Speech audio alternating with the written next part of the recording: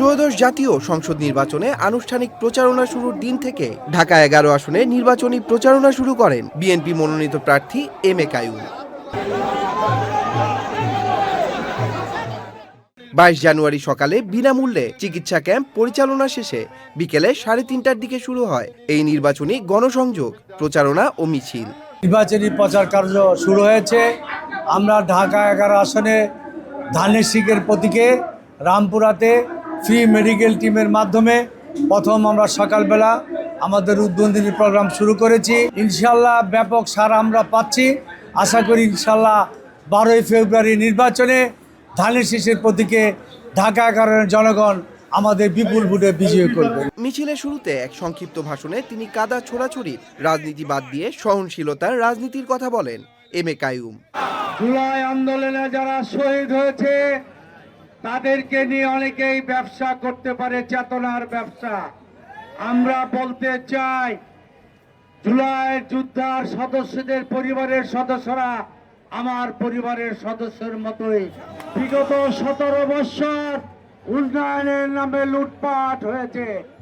সারা ঢাকা 11 আসনে কোথাও আজকে গ্যাস নেই, মা বোনেরা রান্না করতে কষ্ট পায়, এবং অনেক রাস্তা ড্রেন অখুঁজে হয়ে পড়ে আছে। ইনশাল্লাহ আগামী দিনে ঢাকা 11 আসনের সকল মানুষকে নিয়ে ঐক্যবদ্ধভাবে সন্ত্রাসবাদক এবং চাঁদা মুক্ত ঢাকা 11 আসন প্রতিষ্ঠার পাশাপাশি গ্যাসের সমস্যা সহ উন্নয়নমূলক কাজ আমরা করব। বিগত বিএনপি সরকারের আমলে আমরা এই এলাকায় একার মুক্ত করেছি, গ্যাস পানি বিদ্যুৎ দিয়েছি, এই লিংক রোড বাস্তবায়ন করেছি। 10 একর মানুষকে 2 কাঠা করে প্লট আমরা দিতে সক্ষম হয়েছি। আগামীর বাংলাদেশ হবে বৈষম্যহীন একটি উন্নত কল্যাণ রাষ্ট্র।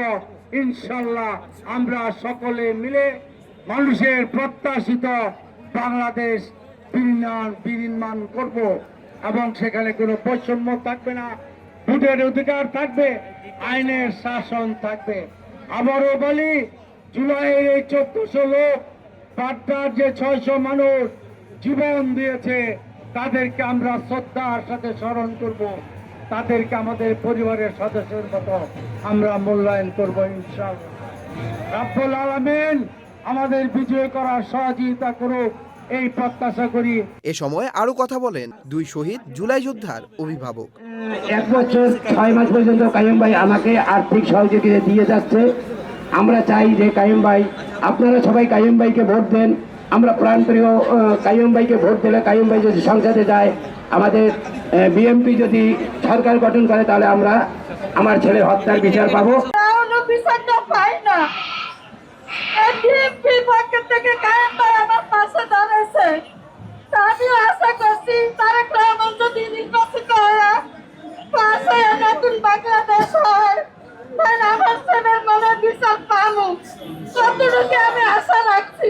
স্থানীয় কার্যালয় থেকে শুরু হওয়া নির্বাচনী মিছিলটি বাড্ডা থেকে আফতাবনগর হয়ে রামপুরাতে এসে শেষ হয়।